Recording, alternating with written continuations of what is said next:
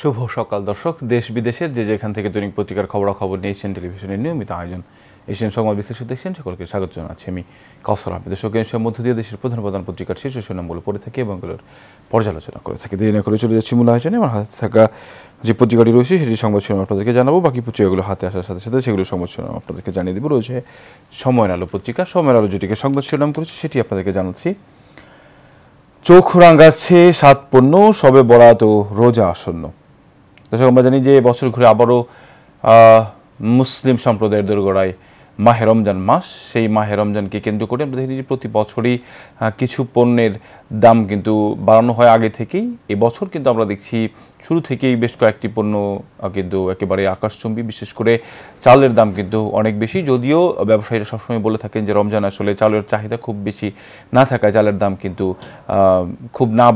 খুব বাড়ার সম্ভাবনা এই সময় থাকে না। ফলে এই বছরে এখন কিন্তু আগে থেকেই আমরা দেখেছিলাম যে রমজানের আগেই একেবারে চালের দাম বাড়ানো হয়েছে। মৌসুম যখন ছিল তখনও কিন্তু চালের দাম বেড়েছে। ব্যবসায়ীরা কিন্তু সুনির্দিষ্ট কোনো কারণ কেউ বলতে পারেনি। সবাই বলছে যে আসলে সিন্ডিকেটের কথা সবাই বলছেন, যার কাছেই যাওয়া হচ্ছে সবাই সিন্ডিকেটকে দোষারোপ করছে। আসলে এই অদৃশ্য সিন্ডিকেট যে কে বা কারা, আসলে সেটি এখনও পর্যন্ত কিন্তু দৃশ্যমান হয়নি। যে সরকারি আসে তারাই কিন্তু এই সিন্ডিকেটকে দোষারোপ করেন।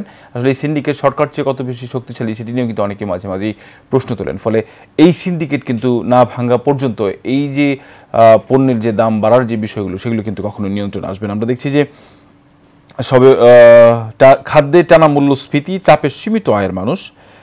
বেশ কয়েকটি পণ্য দেওয়া আছে। রোজার আগে 2 বছরে পণ্য আমদানির চিত্র। চিনি 2024 সালে 4.17, 2025-এ 6.64 টন, ভোজ্য তেল 14.30, 2025-এ 11.95। বেশ কয়েকটি পরিসংখ্যান দেওয়া আছে। আমদানি পরিস্থিতি ভালো হলেও দাম নিয়ন্ত্রণে বড় চ্যালেঞ্জ। ভোক্তাকে জিম্মি করে দাম বাড়ানোর ব্যান্ড প্র্যাকটিস বন্ধ করতে হবে, নাজির হোসেন সহ সভাপতি ক্যাব। এর পাশে আমরা একটি সংবাদ দেখি, ডক্টর মোহাম্মদ ইউনূসকে ঘিরে প্রধান উপদেষ্টার সঙ্গে সংস্কার কমিশনের প্রধানদের বৈঠক। রাজনৈতিক দলগুলোর সঙ্গে বসবে কমিশন। দিন যায় মাস যায়, মেলে না সেবা। সরকারি মিটারে মালিকানা পরিবর্তনে হয়রানি। অনৈতিক সুবিধা দিলে সঙ্গে সঙ্গে কাজ হয়ে যায়। মহিউদ্দিন আহমেদ, আহ্বায়ক সাধারণ নাগরিক সমাজ। গাফিলতির অভিযোগ পেলে অবশ্যই ব্যবস্থা নেব, ফজলুর রহমান। কাগজপত্রের ঘাটতি থাকলে গ্রাহককে জানাতে হবে। দর্শক, এই যে একটি গতানুগতিক অভ্যাস বাংলাদেশে তৈরি হয়েছে, যে সেটি হচ্ছে যে অভিযোগ পেলে ব্যবস্থা। এই অভিযোগ পেলে ব্যবস্থা করতে গিয়ে আসলে আমরা দেখি যে বাংলাদেশে অনেক বড় বড় ক্ষয়ক্ষতির কারণ হয়। আমরা জানি যে যখন কাউকে হত্যা করা হয় বা কেউ বিচারহীনতায় ভোগে, তখন বলা হয় যে আসলে অভিযোগ করলে তারপরে ব্যবস্থা নেওয়া হবে। কিন্তু এই পরিস্থিতি যাতে সৃষ্টি না হয় সেই ব্যাপারে কিন্তু আসলে খুব বেশি কারো মাথা ব্যথা। কারণ আমরা দেখছি যে এই সংবাদটি যেটি প্রকাশ করা হয়েছে মিটার নিয়ে, সেটি হচ্ছে যে আসলে যারা দায়িত্বে রয়েছেন তাদের আগে থেকেই যাতে সাধারণ মানুষ যারা রয়েছে তারা যাতে কোনো ধরনের ভোগান্তির মধ্যে না পড়ে সেই ব্যাপার তাদের কিন্তু নিশ্চিত করা দরকার ছিল। কিন্তু সেগুলো থেকে তারা কিন্তু একটি কথা বলে সবসময় পার পেয়ে যায়, সেটি হচ্ছে যে এখনও পর্যন্ত কেউ কোনো অভিযোগ করেনি। ফলে এই যে অনেক মানুষই রয়েছে আসলে যারা কিভাবে অভিযোগ করতে হয় সেটিও কিন্তু অনেকের জানা নেই। ফলে অনেকে বুঝতেও পারে না যে কিভাবে তাদের গ্রাহকের টাকা আসলে কিভাবে চলে যায়। ফলে এই যে সব জায়গাগুলো রয়েছে এই জায়গাগুলোতে এখন কিন্তু সরকারের কাজ করতে হবে, যেহেতু অন্তর্বর্তীকালীন সরকারের প্রতি মানুষের প্রত্যাশা অনেক, তারা সংস্কার করবার কথা বলছে। আমরা জানি যে বিগত সরকার আমরা দেখছি যে আসলে বিশেষ করে বিদ্যুৎ খাত সহ বেশ কয়েকটি খাতে কি পরিমাণ দুর্নীতি করেছে। ফলে এই সব খাতগুলো ঢেলে সাজানোর সুযোগ কিন্তু অন্তর্বর্তী সরকারের হাতে রয়েছে এবং সেই প্রত্যাশা কিন্তু মানুষের এখনও পর্যন্ত রয়েছে। সেটি আসলে কতটুকু সেই প্রত্যাশা উপদেষ্টা যারা দায়িত্বে রয়েছেন কতটুকু পূরণ করতে পারবে সেটি কিন্তু একটি দেখবার বিষয়। বাংলাদেশ ব্যাংক কর্তাদের লকার ফ্রিজ করতে গভর্নরকে চিঠি। 2 কমিশনের প্রতিবেদন জমা আজ। জনপ্রশাসন সংস্কার নিয়ে থাকছে শতাধিক সুপারিশ। শেয়ার বাজারে অনিয়ম দুর্নীতির অভিযোগ। বিএসইসির সাবেক চেয়ারম্যান শিবলি রুবায়েত গ্রেফতার। আগামী বছর থেকে টঙ্গীতে ইস্তেমা করতে পারবেন না সাতপন্থীরা, সঙ্গে একটি শর্ত কিন্তু জুড়ে দেওয়া হয়েছে। উত্তরায় থানা ঘেরাও হামলা, পুলিশের আশ্বাসে শিক্ষার্থীরা শান্ত হন। সাবজয়ী ফুটবলার সুমাইয়াকে হত্যা ও ধর্ষণের হুমকি।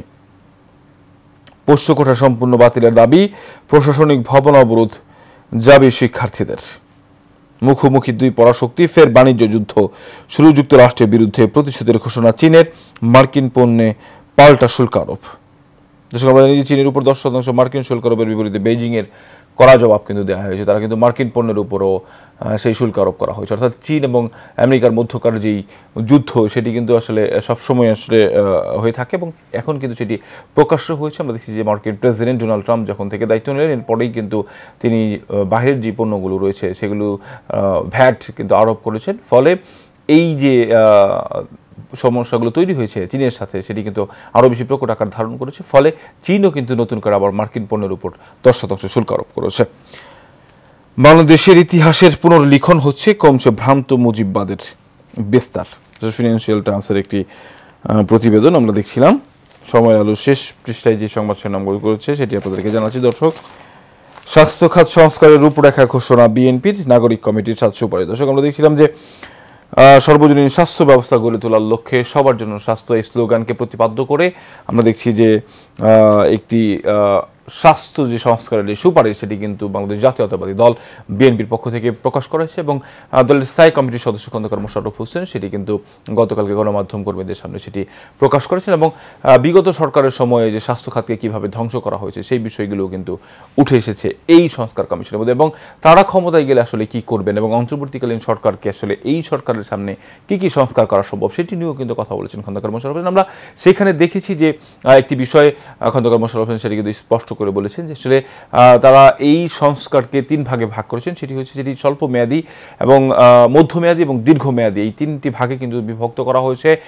অন্তর্বর্তীকালীন সরকারকে তারা স্বল্প মেয়াদী যে সংস্কারগুলো রয়েছে সেই সংস্কারগুলো করবার কথা বলছে এবং বাকি যে সংস্কারগুলো রয়েছে অর্থাৎ মধ্যমেয়াদী সংস্কার এবং দীর্ঘমেয়াদী যে সংস্কার সেই সংস্কার করবার জন্য একজন নির্বাচনী সরকার, অর্থাৎ নির্বাচনী যারা জনগণের ভোটে সরাসরি নির্বাচিত হবেন সেই নির্বাচনী সরকার প্রয়োজন। কারণ এই সংস্কার করতে, দীর্ঘমেয়াদী সংস্কার করতে কিন্তু স্বাস্থ্য খাতে সময় লাগবে। কারণ এই খাতটিকেও কিন্তু আমরা জানি যে আসলে দুর্নীতির থাবায় কিন্তু একেবারে ধ্বংস প্রায়। আমরা দেখেছি বেশ কয়েকভাবেই কিন্তু গণমাধ্যম সহ বিভিন্ন জায়গায় সংবাদ প্রকাশিত হয়েছে। বাংলাদেশে একটি মাত্র সুপার স্পেশালাইজড হাসপাতাল যেটি বিএসএমইউতে করা হয়েছে সেখানেও কিন্তু যে দুর্নীতি, সেই দুর্নীতির চিত্র কিন্তু গত কয়েকদিন আগে বাংলাদেশে সবগুলো গণমাধ্যমে ঢালাওভাবে সেই সংবাদ প্রচার করা হয়েছিল। এই খাতের দুর্নীতি সরাতেও কিন্তু সেই সংস্কারে কিন্তু প্রস্তাব দেওয়া হয়েছে। পাশে আমরা দেখছি জমে ওঠা অপেক্ষা বইমেলায় ঢাকায় নামছে 2610টি গোলাপি বাস, টিকিট ছাড়া কেউ উঠতে পারবে না। মাতৃভাষা চর্চার অধিকার দিতে হবে ক্ষুদ্র জাতিসত্তাকেও। নিখোঁজ স্কুল ছাত্রী সুবা নওগাঁয় উদ্ধার। চট্টগ্রামে ফিল্ম স্টাইলে ডাকাতির চেষ্টা, মেডিকেল কোটায় ভর্তি স্থগিত। জানুয়ারিতে সড়কে ঝরেছে 608 প্রাণ। বিয়েতে কনের বয়স 16, বরের 18 করার দাবি। লক্ষ্যমাত্রা ছিল 61,89,000, 50 লাখ নতুন ভোটারের তথ্য সংগ্রহ করেছে ইসি। বাউফলে বখাটেদের হরানি শিকার কলেজ ছাত্রীর আত্মহত্যা। দর্শক, আমরা জানি যে আসলে এই ভোটার হালনাগাদ বিষয়, এই হালনাগাদ বিষয় নিয়ে কিন্তু এবারেও নানান প্রশ্ন উঠেছিল। আসলে এবার অবশেষে কিন্তু সেখানে ভোটার হালনাগাদ শুরু হয়েছে, সেই তথ্য কিন্তু নির্বাচন কমিশনের হাতে এসেছে। দর্শক, এই মুহূর্তে দেশ রূপান্তর এই পেপার হাতে রয়েছে।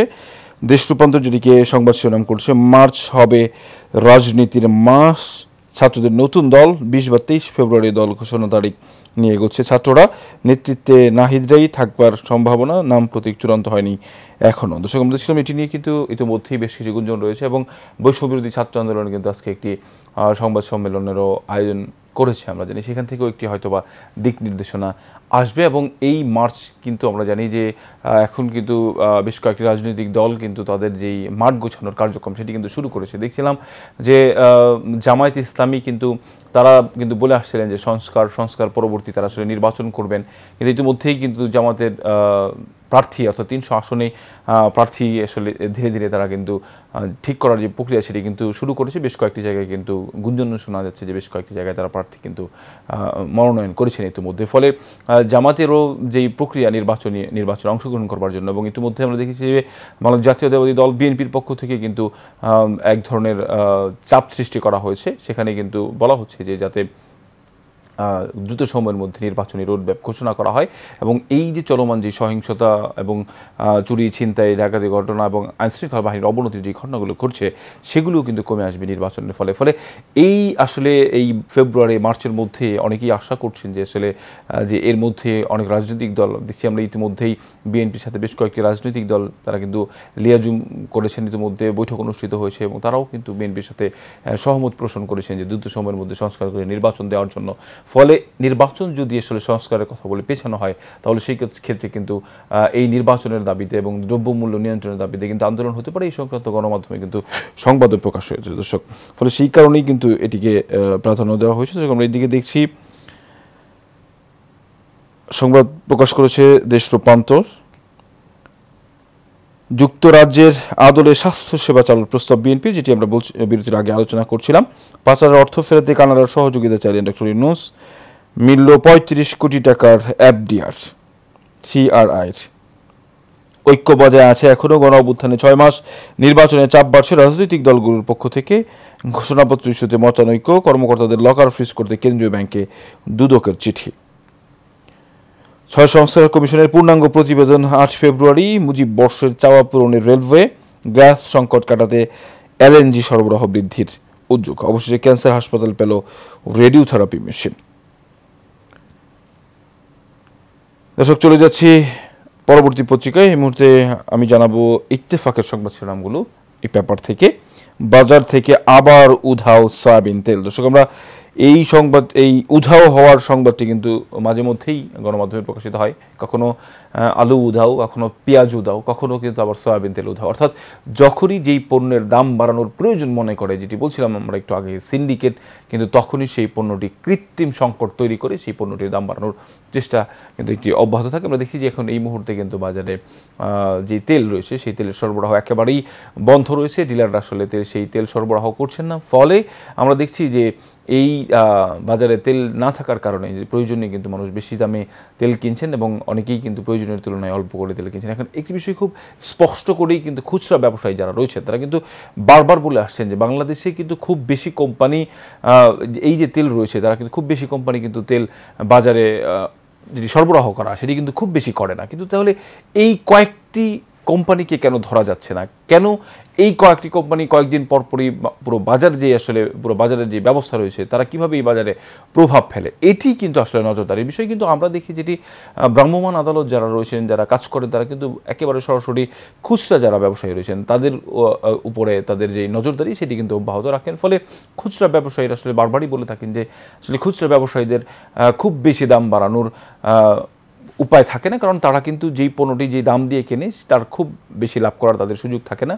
বরঞ্চ যাদের কাছ থেকে তারা ডিলাররা সরবরাহ করেন তাদেরকে আসলে যদি ধরা যায় তাহলে কিন্তু এই যে পণ্যের দামগুলো রয়েছে সেটি কিন্তু নিয়ন্ত্রণ আসে। ফলে এই সব সিন্ডিকেট যারা রয়েছে তাদেরকে কিন্তু এখন আইনের আওতায় আনা জরুরি। বাংলাদেশ ব্যাংকের সব লকার ফ্রিজ, শেখ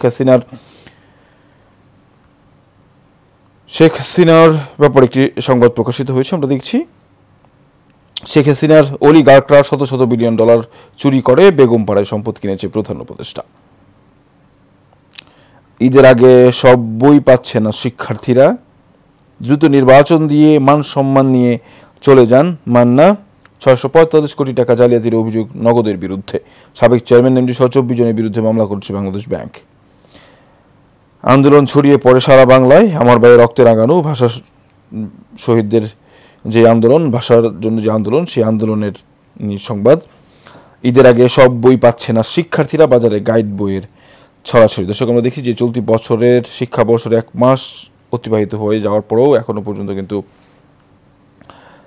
বিনামূল্যে যে পাঠ্য বই, সেই পাঠ্য বই কিন্তু এখনও পর্যন্ত ছাপানো হয়নি। সব শিক্ষার্থীর হাতে কিন্তু পাঠ্য বই পৌঁছানো। দেখছিলাম যে বিগত সময়গুলোতে কিন্তু বছরের শুরুতেই পাঠ্য বই হাতে দেওয়ার যেটি ঘটনা, সেই ঘটনা কিন্তু গত ২ বছর ধরে সেটি কিন্তু আমরা দেখলাম। এর আগেও ছাপাখানার কারণে বেশ কিছু অভিযোগের কারণে কিন্তু বই হাতে পাওয়া যায়নি। এবছরও কিন্তু অনেক শিক্ষার্থী এখনও পর্যন্ত বই হাতে পায়নি। ফলে সেটি আসলে ঈদের আগেও সেই সব বই পাওয়া যাবে কিনা সেটি নিয়েও কিন্তু একটি শঙ্কা ইতিমধ্যেই তৈরি হয়েছে। উত্তরা পশ্চিম থানায় শিক্ষার্থীদের হামলা, ৫ পুলিশ আহত। ভোটার হালনাগাদে ৫০ লাখ নাগরিকের তথ্য সংগ্রহ। দর্শক আমরা দেখলাম যে সারা দেশেই কিন্তু এই যে নির্বাচন কমিশন যে সংস্কার, সেই নির্বাচনী সংস্কারের ব্যাপারে কিন্তু সারা দেশে ভোটার হালনাগাদ করা হয়েছে। সেই ভোটার হালনাগাদে কিন্তু ৫০ লাখ নতুন করে কিন্তু ভোটার হয়েছে, আমরা সেটি কিন্তু দেখলাম ইতিমধ্যেই। সেরকম আমরা যুগান্তর পত্রিকার সংবাদ শিরোনামগুলো আপনাদেরকে জানাবো এই পেপার থেকে। যুগান্তর পত্রিকা যেটি আজকে সংবাদ শিরোনাম করেছে, চুক্তি হচ্ছে ৩ আন্তর্জাতিক প্রতিষ্ঠানের সঙ্গে, ফিরবে পাচারের অর্থ। প্রধান উপদেষ্টার সঙ্গে কমিশন প্রধানদের বৈঠক, সংস্কার কমিশনের পূর্ণাঙ্গ রিপোর্ট 8 ফেব্রুয়ারি। ট্রাম্পের বাণিজ্য যুদ্ধের প্রভাব মূল্যস্ফীতিতে আরও আঘাতের শঙ্কা। ইন্টারপোলের সঙ্গে চলছে তথ্য আদান প্রদান। একক কর্তৃত্ব হারাচ্ছে প্রশাসন ক্যাডার। অর্থ উপদেষ্টার ব্রিফিং, কোথাও অর্থ নেই, সব ব্যাংক থেকেই নিয়ে গেছে। আমরা যুগান্তরের সংবাদ শিরোনাম জানাচ্ছিলাম।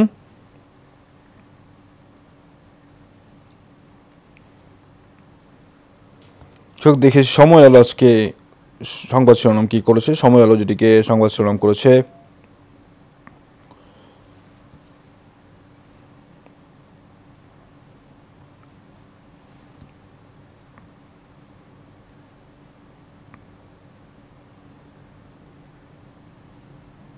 রয়েছে নয়াদিগন্ত পত্রিকা। নয়াদিগন্তের সংবাদ শিরোনাম জানাচ্ছে আপনাদেরকে এলএনজিতে ভর্তুকি 16,000 কোটি টাকা, জ্বালানি নিশ্চিত না করে একের পর এক বিদ্যুৎ কেন্দ্রের অনুমোদন। দর্শক, বিগত বছরগুলোতে যেভাবে এই খাত থেকে আসলে সরকার কি পরিমাণ টাকা আসলে পাচার করেছে তার একটি তথ্য কিন্তু উঠে এসেছে এই পত্রিকার মধ্যে। ইউএসএআইডি বন্ধে বাংলাদেশের ক্ষতি, সুযোগ নিতে পারে চীন। জনপ্রশাসন সংস্কার কমিশনের প্রতিবেদন দেবে আজ। সিনিয়র সচিব গ্রেড 1 পদ বিলুপ্তির সুপারিশ। ইউকের আদলে স্বাস্থ্যসেবা প্রবর্তনের অঙ্গীকার বিএনপির। দর্শক, আমরা এটি বলছিলাম অনুষ্ঠানের শুরুতেই যে আসলে একটি স্বাস্থ্যখাত সংস্কারের রূপরেখা ঘোষণা করে যেটি করেছে সেটি আসলে কেমন হবে এবং বিশেষায়িত স্বাস্থ্যসেবা গঠন করা হবে, 24 ঘন্টা যাতে সব নাগরিকরা স্বাস্থ্যসেবা পায় সেটি নিশ্চিত কিন্তু এটি কাজ করবে বলে। দর্শক, একেবারে শেষ মুহূর্তে চলে এসেছে দৈনিক পত্রিকার খবরাখবর নিয়ে এশিয়ান টেলিভিশন নিয়মিত আয়োজন এশিয়ান সংবাদ অনুষ্ঠান। আগামীকালকে দেখা হবে একই জায়গায় একই অনুষ্ঠানে। ততক্ষণ পর্যন্ত ভালো থাকবেন, সুস্থ থাকবেন। ধন্যবাদ সবাইকে।